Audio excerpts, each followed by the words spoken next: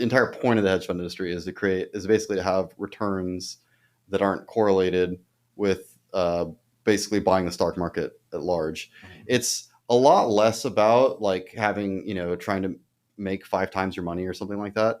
But it's really about coming up with unique investment strategies that can create, what's known as alpha, which is kind of uncorrelated returns. Welcome to the ATX DAO podcast, the hub for exploring the forefront of blockchain technology and Austin's Web3 community. Your hosts, Nick, Mason, Luke, and Ash, connect you with innovators within ATX DAO and beyond as we venture into the world of decentralized technology. So crack open a beer and join us for a front row seat to learn about the innovations and trends shaping our digital future. This is the ATX DAO podcast. Welcome, everyone, to the ATX DAO podcast. We are very excited to have a guest with us today. So, Clifton King, welcome to the podcast, man. Glad to have you. Thank you. Awesome. And so with me today, we also have Ash. Hey, what's up, bro? ATX DAO member here too. Absolutely. So really excited to have one of our founding DAO members with us today. And Clifton, wanted to start off just kind of getting to know you a little bit better. Sure. How did you get into the space, and just tell us a little about yourself. Yeah, sure. From Austin, at least like in college, and I have a lot of family here, etc. Grew up in South Texas, came to Austin for college, and then so I've been attached to Austin for a long time. Started a company here out of college, and moved it to Dallas for adult supervision. And Nice. then we and grew the company a lot, and so that was an interesting leadership experience. And then we sold the company to a private equity company, and this was like 2015. And in around 2014, when we started getting offers, I was like, well, why is our company worth, et cetera? And I got pretty interested in finance just in general, like almost every aspect of it. And so when we sold our company, I had some like recruiter from Bridgewater reach out to me, which was kind of like the one place where I'd really love to go. And then ended up in research there, which is like subjectively, I think a much more interesting place than other functions in that company, which are a little more scripted. That was like really interesting experience. So yeah, that started my hedge fund journey. Then did market neutral equities, and it was kind of like I would say it was probably like before Bridgewater. It was probably 2013, 2014 when I started like buying Bitcoin on Coinbase or whatever. I was Nice. it was back then just kind of nonchalantly just trading like hundreds of Bitcoin, and making 20% or something like that, and thinking you're a genius because you sold it at like $250. Wow. And then and then looking back on that and just realizing how poor you are. You traded like 10 pizzas for like 20 pizzas. That's right. Exactly. Okay. So a quick question. Yeah. I'm going to ask you to dog feed some information for me, Yeah. being a dummy in the room. But let's circle back to going to school in UT. So like, what did you study at UT that like originally, and then what was your first startup?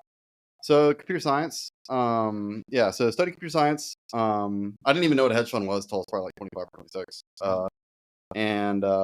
Studied computer science. I actually dropped out of the UT to join the Army, and then I got as a special forces candidate, and I got hurt in airborne school. Oh, wow. And so came back with my tail between my legs, and went back to school.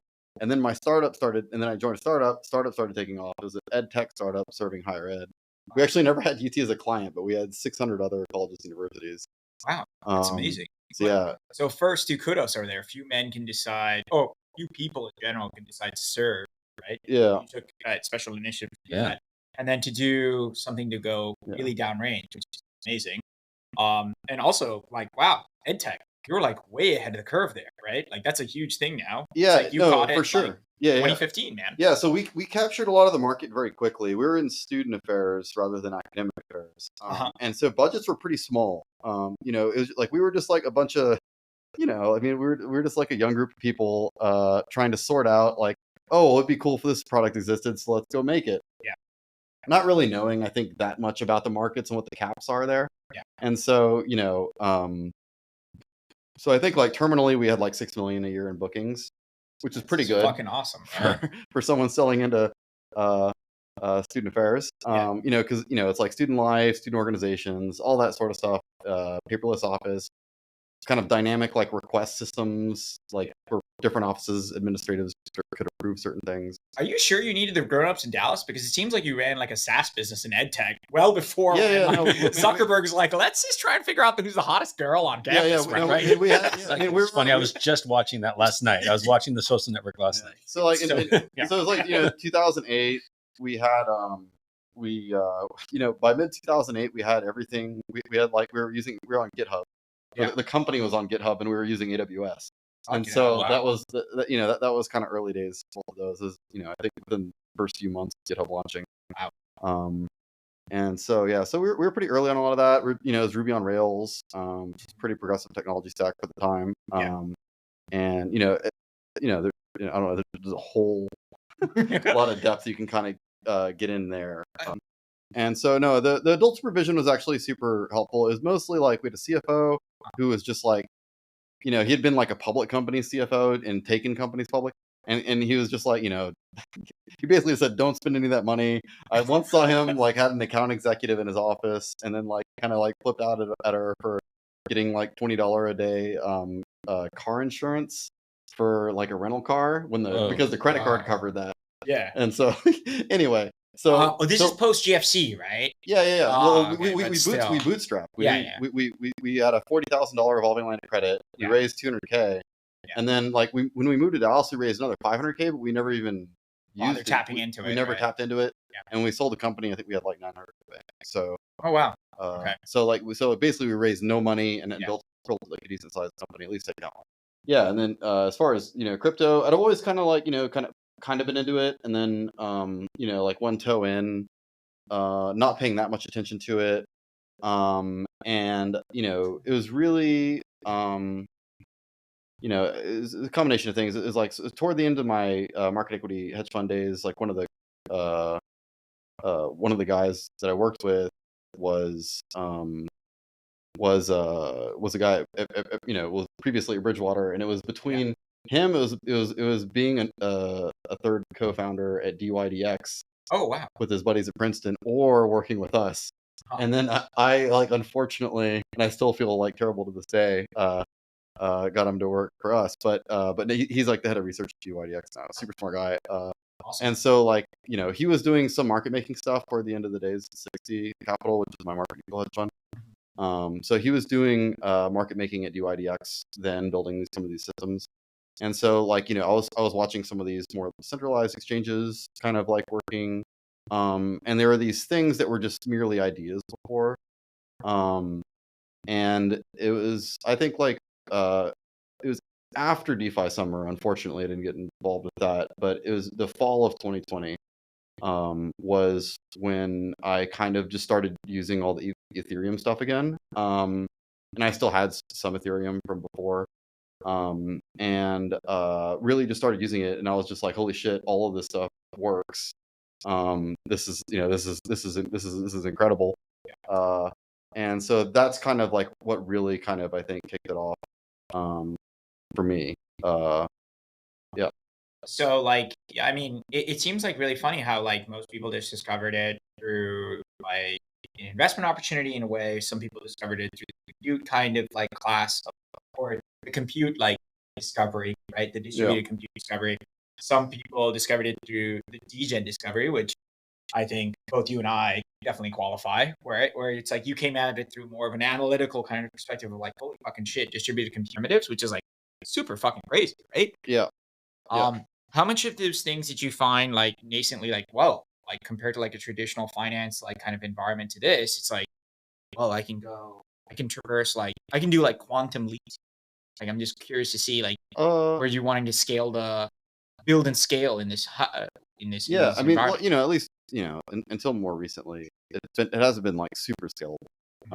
But it works. Like it's highly secure. It's trustless, and and it works.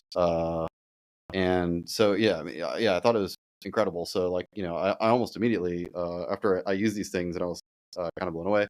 I taught myself Solidity. So like in hedge funds, there's this thing called like separately managed accounts, where basically like you can trade an account, but you can't withdraw from it. And so you kind of have like restricted access.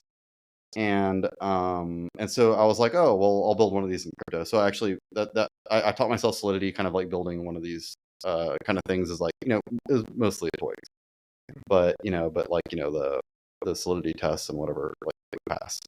Yeah. Anyway, it was cool. That's awesome.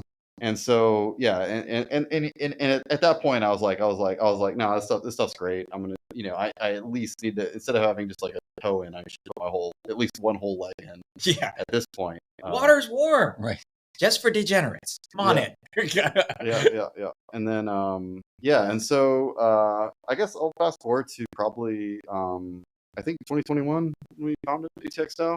Yeah. And so so basically it was, I think, July 2021, and it was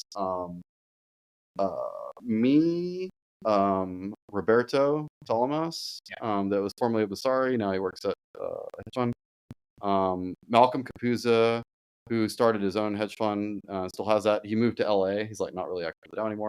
Dan Kim, who is not really active with the DAO anymore. I think he might have moved away, but I'm not sure. Okay. John, Chainlink John, who everyone's familiar with, and Malcolm Navarro. Oh wow. And so we were like the OGs. And so like we were just basically, we were at a bar sitting outside, in East Austin, having some beers, and we're like, yo, we should just start a DAO. Yeah. And I was like, all right. And so I just like, made a GitHub, made a web page. Yeah. And we so we basically kicked it off, and then we had a Genesis round in, I think, August or September. Yeah. So basically just like almost just like a month after that, we did our Genesis round, and then we brought on, I think, a lot of the early people like Mason and Jesse and some of these other Genesis people. And so we were like, okay, so we that pulled some capital together, and it's and I think like the DAO's like extremely successful trajectory has a whole lot to do with having someone like Mason, who's like just incredible marketer, great at growth, kind of running that sort of thing. And I think that's been most of it. On the technical side, like John did, I think, our V1 ATXL NFTs that we just used for Genesis. And then I've done the contracts since then, and then I did the minting website. And so I think in both instances, I basically had somewhat of a clear schedule through the last minting rounds. I had a clear schedule for something like 10 days before the mint, and I just cranked it all out. Nice. I think with doing the smart contract engineering stuff, like you have to be like reasonably paranoid, and you have to just write like just an absolute ton of unit tests of every kind of thing you can think of.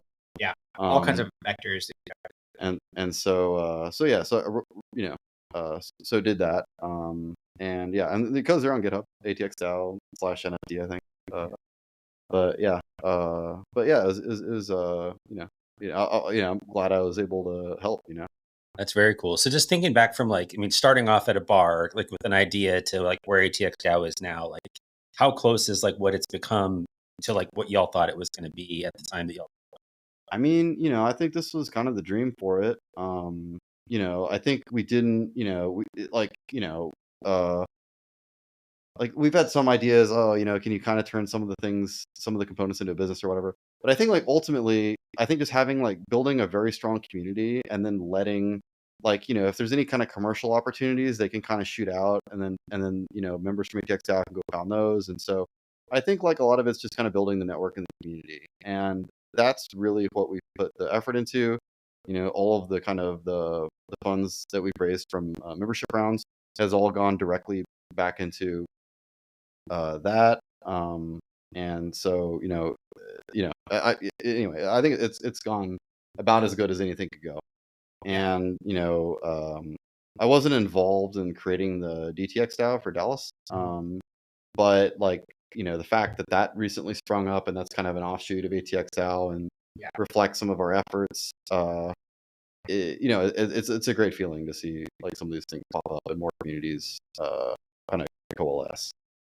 Yeah, I mean, I know personally, like Yeah, I mean, like, so going back, like this community that you've created, like, which this started off like this sprightly thing, which mean like a bunch of people that are like, dude, we should just create something like by us for us. Just like super fucking crazy. It seems very simple. It's hard to execute, right? And then it's hard to curate this vibe. So it seems like every single person along that way, from founding member like you and Roberto and John and the rest of the group, right? Whether they're involved or not involved anymore, is like still equally responsible to like set that initiative and that vision, Yeah, I right? mean, like for instance, like John's been less involved recently, but when we had the big party for consensus, like Yeah, or maybe the one before that, whatever. permissionless, I I think guess. South by Southwest Oh, maybe. okay, yeah, yeah, But with the big party that we had for there, like he brought Chainlink in as a big sponsor, and we had like a big banger, and it was awesome. And yeah, so, like I think everyone, every like people, there's a couple people that are like not active at all anymore from the founding team. But I think by and large, the rest of us still kind of like come in and contribute where we think it's valuable. yeah. And and then we're always here to like step in if we need to. Yeah, and I feel like, I'm not a member of like the original round or the Genesis crew, right? I'm part of the Blue Bonnet group, right? Which is, I guess, the most recent Yeah, class, right? same here. Yeah. Yeah, Blue Bonnet love, bro. Yeah, Blue Hell Bonnet. yeah. I'll give you a pound too, bro. I mean, OG and all that. But like that being said, like yeah, I mean, it seems like my take is that there's like a stickiness to the people in the community, right? Because it's like you can clearly see there's people who are building interesting things or working on interesting things or clearly switched on to the idea of like what something on crypto rails can offer, right? Um, and you can like vibe off each other. And like that's very rare to find, right? You know what I mean? Like you go to some of these conferences and you like meet some people that are interested in the space or like working in the space, but they're not switched on. You can't find the sparkle. Talk to you again about like what are you working on, and like maybe there's like some area to like work on something together, and like all these kinds of opportunities and ideas have been a result of like me coming in here and like fucking cool ass people over here is like, dude, we should work on this thing to fucking together. Like that Yeah, is no, and dope, that's bro. and that's that. I think that was the whole idea of reading it in the first place. Yeah, Is just it's to kind of create a place to do that, and and then I think like Austin as a city, like on like a per capita basis, is like pretty amazing for crypto activity. Austin's always been known as like this tech hub, yeah, but like I think and then there's a lot of old money from like semiconductors that's existed here for a long time. But like by and large, I think it was like kind of like a myth more than it was in reality. Like it was essentially large tech companies had support and sales staff here, and all the engineering talent was basically in San Francisco or New York City.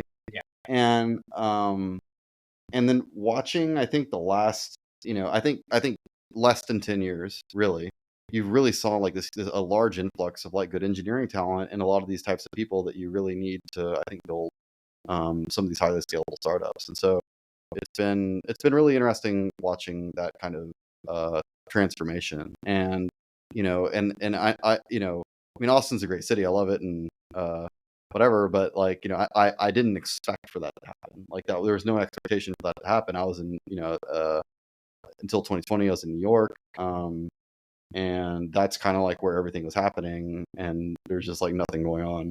yeah. But in Austin until like not long before I moved, and so like the city's really transformed over the last 10 and especially the last 5 years.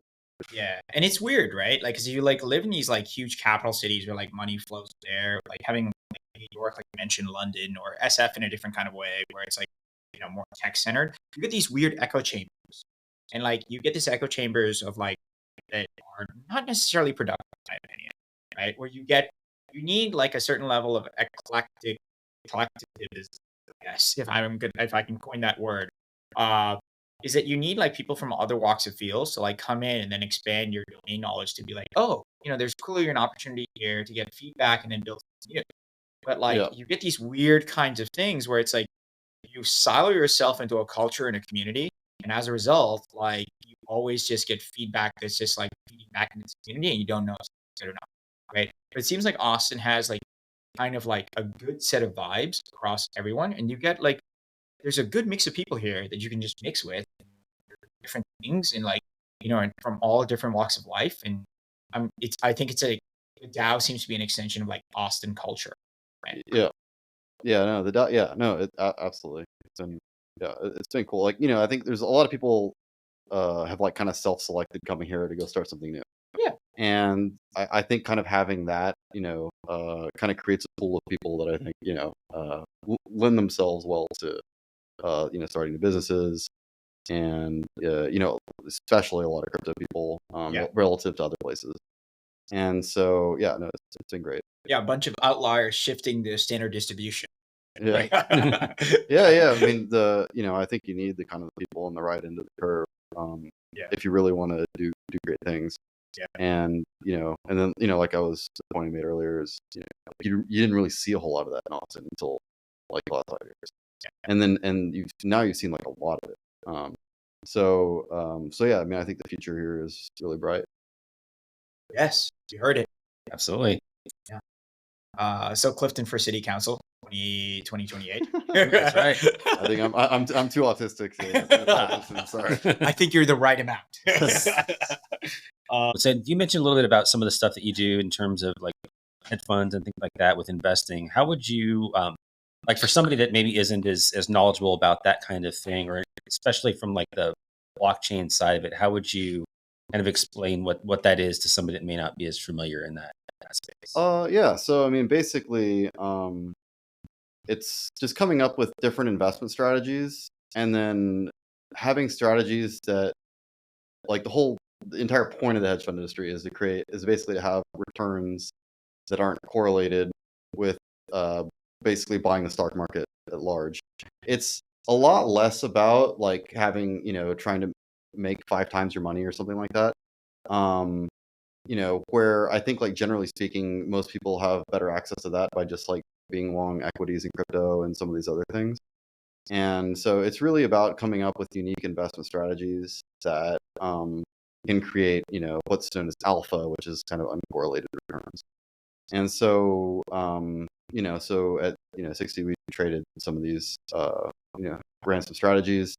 It was basically global equities. We had one strategy where we traded like similar companies across geographic domains and would adjust for things like flows. So like Komatsu and Caterpillar are both like capital goods companies. They make like tractors and that sort of stuff. Heavy machinery. And Komatsu is based in like Japan. And so, if a hedge fund, say, wants to bet on Japanese growth, they'll buy a bunch of Nikkei 225. The Nikkei 225 is like a price weighted index, which is similar to the Dow Jones Industrial Average in the US, which is also price weighted. And so there'll be like, undue influence on particular stocks in that index, like Komatsu.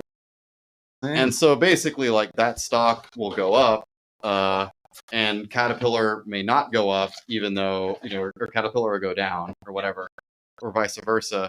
And then you're kind of betting that the real economic exposure for Caterpillar and Komatsu are both just basically like global fixed investment or something like that. And so really you should be long one and short the other whenever they diverge by too much on like currency deficits. So that's like an example of like a trade. And then I also traded like global mining and another kind of. I think for people that really want to get like, crazy investment returns or whatever, you just kind of have it, for that. I mean, obviously, I think a lot of it relies on luck if you're really trying to make the market on returns. But a lot of it is also you can just take a lot more risk. You can just buy a riskier thing, or a basket of riskier things, and and kind of hope it plays out, positively for you. I think that's like a better way to do returns than to have like a one of these investment strategies. These investment strategies are really for trying to like raise money, raise a large pool of capital, and kind of get fees on it, and then use that as a part of your own portfolio, but not really the primary part of your portfolio. Generally speaking, for like marketing stuff. And so I think it's a lot less interesting for most individual investors. And most individual investors just kind of focus on, picking things they like, Pick their blue chips, pick the crypto. Yeah. And then be on a time weighted average. Yeah, exactly. I think that's what most people should do. But like that's just kind of like a peek into like the kind of thing, like why hedge funds exist and what they do. No, that's super fascinating. They run strategies. So have you watched Billions? I think I watched like the first season. Dude, I watched Billions recently. That made me. Hedge funds are crazy. Yeah, it's funny because they in Bridgewater Research there was like a sports psychology person that worked in like a management role and research. That happens at Billions. No.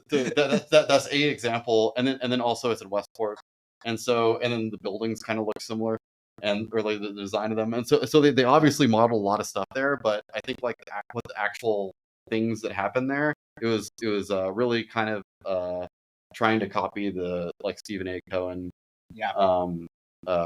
thing, because that's all like discretionary equties and insider trading, like concentrated equity bets. Dude, Yeah, and that like show is insider crazy. trading. Yeah, And Paul Giamatti's based on like pre-Para, right? Yeah. Like Yes. Yeah. Dude, awesome show. Yes. Now I gotta watch Shout out Billions. to Billions as well. Yeah. And Showtime, sponsors of our podcast as well, I guess, Yeah, hopefully of course. soon. I'm looking to have Bobby Axelrod on the pod. But this is a fascinating insight into this world. I'm just curious to see, like, are we parlaying this in crypto? Yeah, what are you trading these days? Yeah. So this summer I got my first crypto punk. Yeah. It's actually That's amazing. I almost bought him to that. So that was cool. It was obviously luck. But it's but I thought that one was good. I've been very ETH centric for a very long time. And so like I have like some solo staking stuff. Anyway, like I've been in the ETH ecosystem a long time. I'm like a strong believer in that ecosystem. But I think things can always change. I think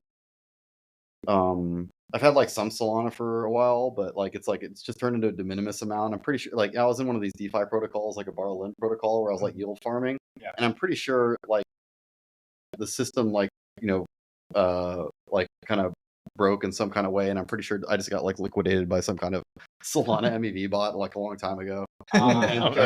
And so most of that's been wiped away. But yeah, I think some of that stuff's kind of interesting. I think the Solana. So the recent Solana run, I think, is a really good like case study, I think, in kind of crypto investing. Because there's a lot of things to talk about there. Yeah. So it's like a separate L1. Like it's very much like non-portable to any other ecosystem, and the and then like it makes a completely different set of trade-offs. When I've seen Anatoly like arguing with like Plania or whatever, like on principle, I think that Plania is like I think with regards to how Plania thinks about optimizing the modular rollup system, I think he's like spot on. But with regards to like the base layer and what you should optimize for, I actually have always thought Anatoly makes a way better fucking point. Yeah. Which is that, like spending $2,000 or $3,000 on a machine is not the end of the world. Like if you're staking, ETH, you have like, it's like 64K. That's what I said when Roberto was on the podcast. Yep. It's 64K. It's expensive as shit. Yeah. I mean, I've had ones, like I was like one of the very first like validators, 5-digit validator ID.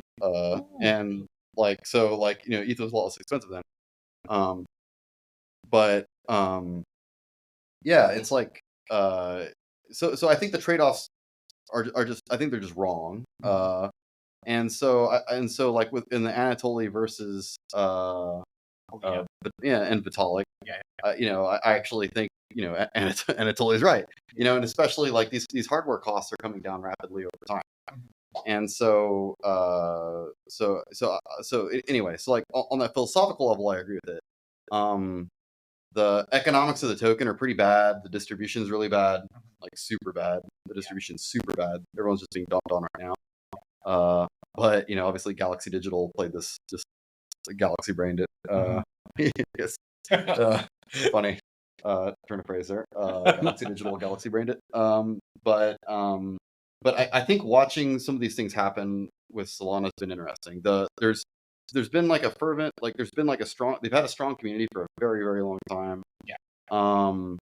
There's like a lot of technical reasons why I think like it's a dangerous thing to program on. At least it has been. historically until like especially like anchorling and some of these other things have come out. Yes. And that so like if you're writing a Solidity smart contract, like you you have a notion of self and things that you own. And you don't have to like worry about those things ever. They don't even have to enter your mind.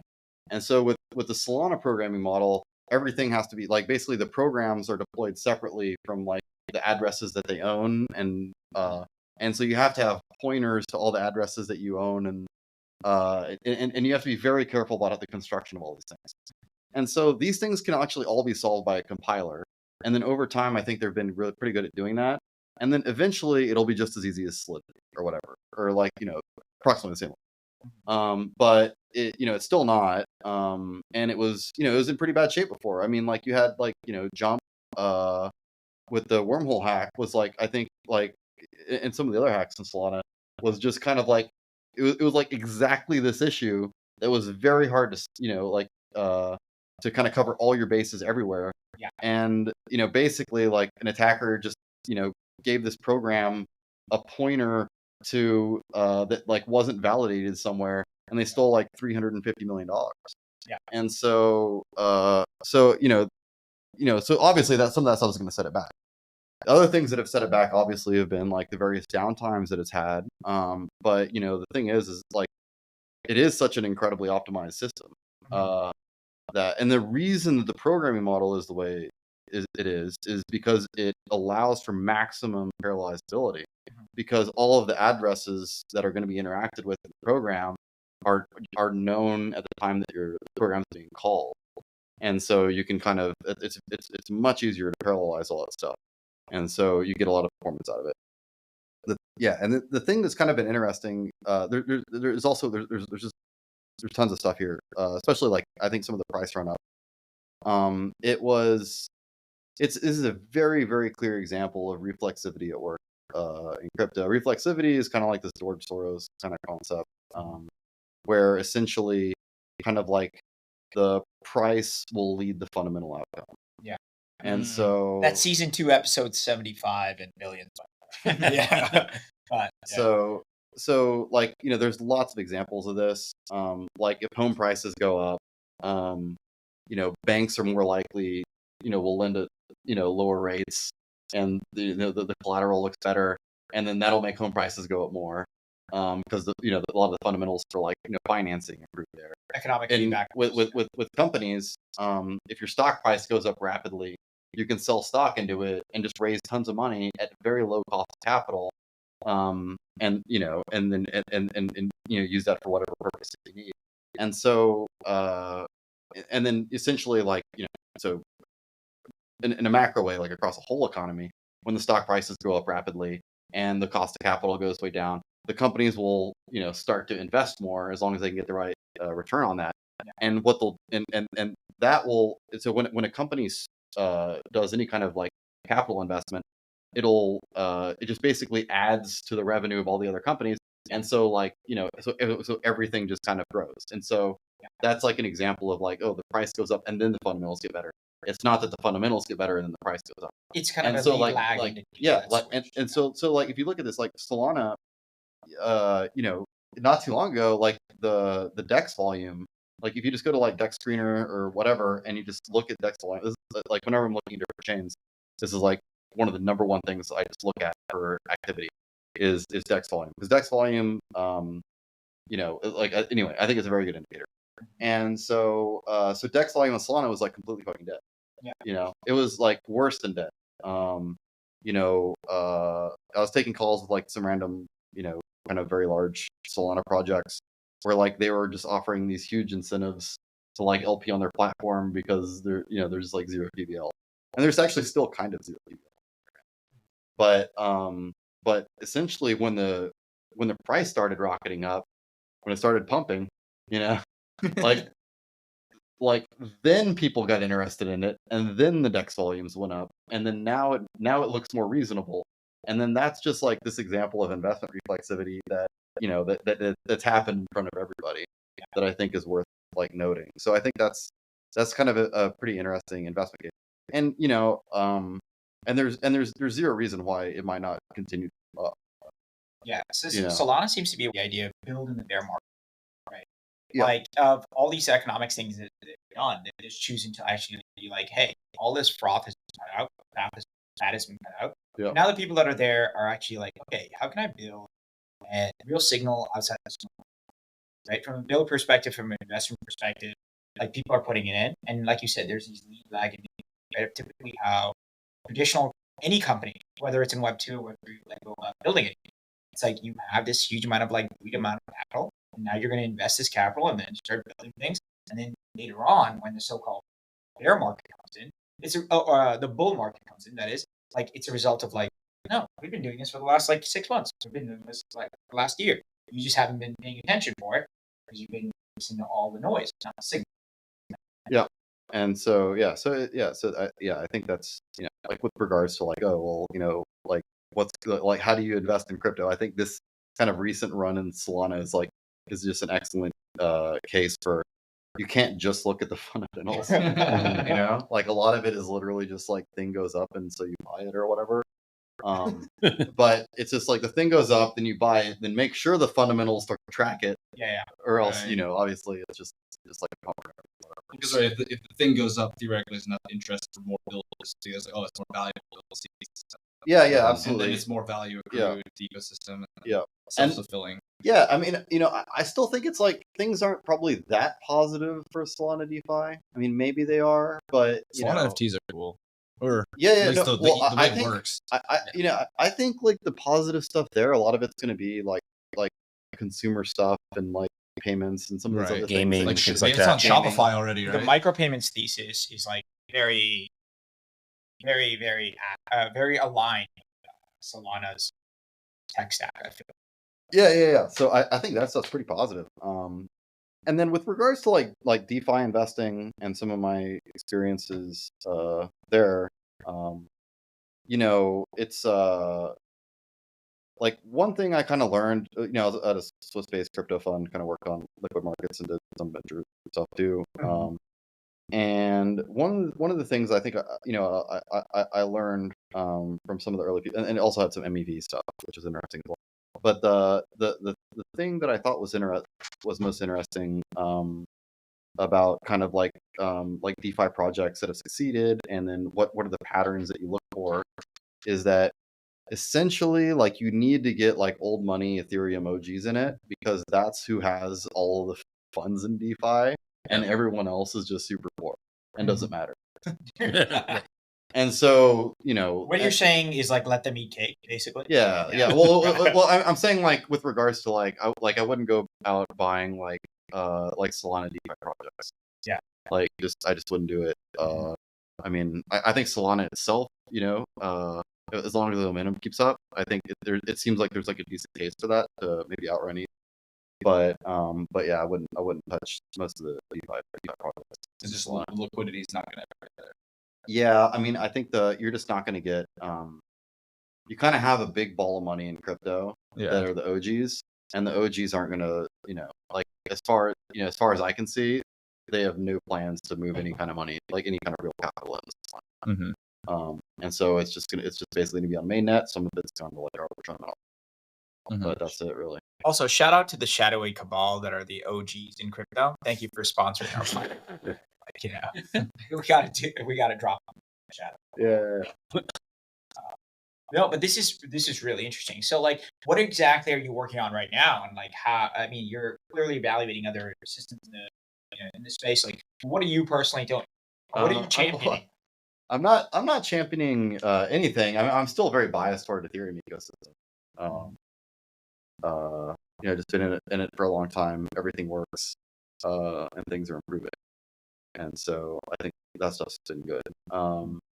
Yeah, I mean, there's like random tokens where the fundamentals look good. Like I think like Silo is a funny one because it has like, it's like super low market cap, but it has like 180 million TVL, which is I think something like half of the TVL of Solana. Or something. Oh, wow. Wait, Silo's founder is local, right? He's Austin based, isn't he? Who? Silo. Maybe, yeah. I think he's a member of the DAO, actually. Oh shit! I forget his name. Well, see, that's another reason why ATX DAO is awesome. Yeah, it's kind of crazy. I think it's local. I forgot his name. Super fascinating guy. But yeah, okay, I'm sorry. Go ahead. Anyway, so no, I just it kind of seems like it's like another take on the old RARI capital lending pools or whatever, Yeah. which I think under some conditions is like a really good idea. In other conditions, it's not a good idea. Oh wow. But yeah, no, I think it's a cool project. I have another buddy from Bridgewater started like a permissioned L2. He was working on OP Stack, but recently switched to Arbitrum. And so like I think their thing is basically like you KYC to do anything on their L2, and then you can basically have regulated financial institutions interacting with one another without having to worry about like KYC and all these like Wait, so it's like Onyx, but like you have KYC to go in, but it's not just institutions, it's retail and institutions interacting. It could be retail institutions. It's basically all KYC parties. Like you can't interact with this L2. Like you literally can't call the RPC from your address unless you like KYC or whatever. Oh, throughout any layer of the stack, being Yeah. like a retail level user to an infrastructure provider. Which I think is an interesting take, I think, on permission DeFi. Because like I think the problem with permission DeFi as it has existed is that basically you need to run like lots of code. And it's just like a complete mess to account for. Like I think if you have a permissioned L2, all you have to do is you can just like just get Aave just to deploy on. Yeah. And that's it. And everything works. Yeah. And so I feel like that might have some legs eventually. A lot of institutions I think are still like nowhere near wanting to touch crypto since the FTX collapsed and everything. And so things are I don't know. I mean, things are still pretty dark. I mean, I talked to a number of founders and a lot of and so like one of them had, I think, Brevin Howard was like a big venture backer of this one investment, and then but they wouldn't invest in they wouldn't use their platform because they just wouldn't touch DeFi. And so I'm just like, so we'll back you, but we don't want to put any of our capital in it. Or right, exactly. Kind of told them to kick rocks. Which I thought was like, like we were like, why would you even make that investment in the first place? But it was, so like, anyway, like I think things still look pretty bad for institutions. I think the ETF stuff will be good for, the ETF stuff will provide a tailwind, but I don't think we're going to see like a massive bull market on the back of just ETFs. Yeah, me too. I've been, I caught a little bit of a shellacking at the summit recently that me and Mason went to, right? Where I was like, yeah, dude, I really don't think this is gonna number go up. Use this. Yeah. People said like, yo, you have to own the underlying asset in order for the ETFs to actually work. And I'm like, I really don't know how much money is really going to come through the ETF like channel. I really think it would do anything. I think it'll just be like, I just own the underlying asset if I really want to. Yeah, it's just two pathways. There's a lot of money there. It's harder to buy Bitcoin. Yeah. I think the spot ETF will bring it'll bring some institutional investors that wouldn't have otherwise invested, because I think that one of the problems is like is setting up a new service provider. Like you're like an endowment or something like that. Like the amount of like red tape you have to go through to like open like a Coinbase account is just absolutely mind-boggling, and you have to do all these new internal processes, etc. I think with like an ETF, you can just like click the buy button. Sure. Like your equities team, you're just like, hey, equities team, just buy this ETF, and they're like, all right, exactly. That's why it's gonna happen. So the UX is easy. Yeah, well, exactly. Yeah. But I mean, so there could be an extremely large ball of money that could come, but I'm like somewhat bearish on that, like driving a massive like bull market in crypto by itself. I think like it's I think it'll help. Obviously, like I think Bitcoin and Ethereum, it'll be positive for them. It'll help with the brand. Yeah. It'll help with the general reception of crypto. I mean, is it like our prices? Could price like this. That's not where you don't really have like I think lots of individual crypto. Like the last two bull markets crypto. Yeah. We had just lots of individual crypto. And so, until we see, I think a lot of that, I think we're going to be like, mostly sideways, hopefully up. What'd you think about the news today, right? With like I mean, CZ yeah, and all CZ, that yeah, shit? step It's been a down. long time coming. It's been a long time coming. I remember, man, like at the fund, we just like, like every week it's like, oh, finance going to go down this week? Over under basically. For like, I mean, like every week for a year, and so for longer. I mean, and and it's like, yeah, of course, he's eventually he's going to get busted. I mean, I mean, he's not going to go to jail, so I guess that's good. I think it was overall bullish. Yeah. I mean, I think that his so-called slap on the wrist was outside of the fine is that he no longer be the CEO on the executive board For like 3 years. Yeah, which Yeah. is like honestly like a way better deal than SBF did, but obviously there's a different level of crime CZ is that's a being chiller committed and there. SBF is not. Yeah, sure. Yeah. I mean, like I think like CZ just ran things really fast and loose, and I think kind of like a kind of a it's like a classic. That's how entrepreneurs like function. Yeah. I think some of the compliance stuff were like basically they know they were funding like terrorism. Like some of the quotes from those indictments are like super damning, and I'm just like, wow, like this is really bad. But like on a philosophical level, running things fast and loose in a growing market and just trying to basically grow the whole pie. I give my hats off to him for that. And Scaling.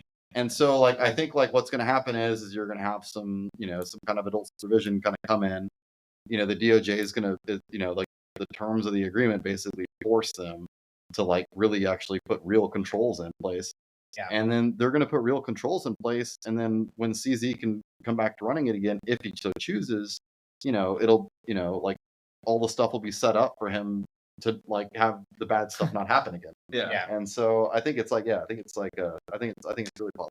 Yeah, it feels like they put on just guardrails, right? It's like, just guys, come on, Well, get your shit together. I like it because it's now there's like it's all the shit is out of the way. Now it's like, Yeah. okay, are you gonna let's fix the regulatory regime for crypto. There's no bad actors anymore. Like Binance was chill, but we were like we all knew they were doing some weird shit. And now it's like, okay, well they're gone. So like, okay, now it's just Kraken and Coinbase, and they're both playing by the. I mean, by the well, rules. I wouldn't say Binance is gone. Well, yeah. We'll see. We'll see what happens. Well, they're not there. gone, but they're like their wrongdoings have been wiped clean. Yeah. The craziest stat that I've seen in market structure in years was when very recently the Bitcoin futures volume on the Chicago Mercantile Exchange, like it's like trading futures from a brokerage account or whatever, actually eclipsed Bitcoin perp volume on Binance, which was mind blowing. Wow. I think it just happened for a day or two, but wait, when was this? Recently, like last month. And so that's like a massive change in market structure. That's interesting. Yeah. So I think some of this stuff. Yeah. So there's been big changes happening in crypto. Yeah. And changes to the market structure, and I think it's it was very surprising to me. I if you would have asked me when like CME futures volume would surpass the equivalent on one of these crypto exchanges, I would have said never. Yeah, like 20 years from now. Yeah. Or just never. Yeah. And so that was like mega surprising. So the market structure is changing. Like some of these larger players that have been doing bad things are going to be doing less bad things now. I mean, I still think the space is obviously there's going to be plenty of fraud, etc. It's because it's easier to do, but such is true with the internet in general and email and these other things that just make it easier to do fraud too. And so I'm looking forward to see. I think crypto is kind of like a solution to like some very important like high level problems. Yeah. But we haven't really seen like that many commercial applications. We're still super early, right? Like we're just the way we look at it is like we're just building primitives to like really try and test out the tech and see where and how it fits. Right? And it's like obviously, like you said, like equity markets weren't really exactly right with like vanguardism of being like the truest virtues of like man really being displayed on the markets there. But that being said, like like it's good to see the regulatory bodies in the United States at least coming in and being like, okay, we're trying to draw up some lines. I'll be honest, I'm not a big fan of the ABC alphabet soup of like bodies in the United States. But like, hey, they're at least like working to set some legal, like amazing. And having the chance to like talk to a few people on both sides of political parties here and see what their thoughts are. It's kind of nice to be like, okay, you're thinking about us. You're thinking about us as builders, and you want to like help work with us. Be like, hey, this is what we are doing. This is what we're contributing, and not all of us are doing. We're not bad actors. We're trying to find a use case, and we're building real value. Yeah. Yeah. And so, yeah, no, I think, I think on the regulatory front, it's just like a function of like, with there not being any way a business can know they could legally do business with crypto, domiciled in the US or whatever. I feel like it's, that's just like a super bad place to be in. And so anything would be good for crypto. Don't worry, guys, I'm on the job. Nice, thanks, Mace. Even if it was like terrible regulation with all sorts of terrible implications to it, if there would at least be some kind of guidance for businesses to work within, then it'd be huge. I mean, like when we were doing all of our venture investments, we wouldn't invest in founders in the US. Yeah. We just wouldn't do it. Yeah, and the wild thing about that too is that it's like it carries forward across the world. Whatever the U.S. government does, like, so I actually just finished a law and regulation and blockchain class in school, and one of the things we're talking about is organizations that just because they use Ethereum, because a certain percentage of the nodes on Ethereum are in the U.S., the U.S. can sue you even if you're based in Singapore or wherever, which is wild. Yeah, that's a ridiculous jurisdictional argument. I mean, we'll see. We'll see. They can. I mean, well, yeah. I mean, like whether I think it probably depends to some extent on like the judge and how they. Oh yeah.